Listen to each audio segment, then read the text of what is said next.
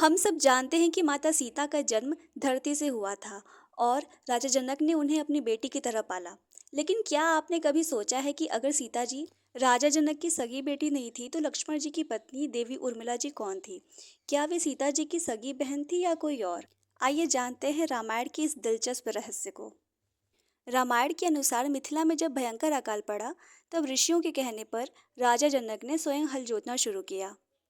हल का फाल जब जमीन से टकराया तो वहां से एक कलश निकला, जिसमें एक तेजस्वी कन्या खेल रही थी। हल के फाल को सीत कहा जाता है, इसलिए राजा जनक ने उनका नाम सीता रखा।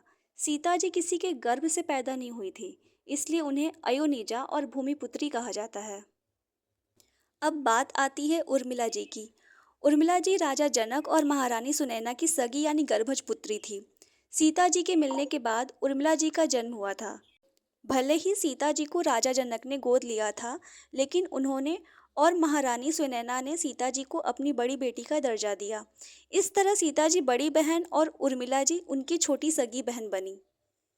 इतना ही नहीं, राजा जनक के छोटे भाई कुशध्वज की भी दो पुत्रियां थीं, मांडवी और श्रुतकीर्ति।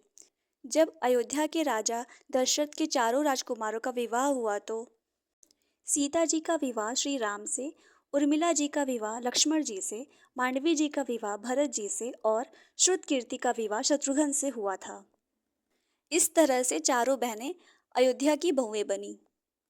माता सीता और देवी उर्मिला का यह प्रेम हमें सिखाता है कि रिश्तों में खून से ज्यादा प्यार और संस्कारों का महत्व होता है। अगर आपको रामायण की यह जानकारी पसंद आई हो तो वीडियो को लाइक करें, अपने दोस्तों के साथ शेयर करें और ऐसे ही पौराणिक रहस्यों को जानने के लिए हमारे चैनल को सब्सक्राइब करना ना भूलें। जय श्री राम।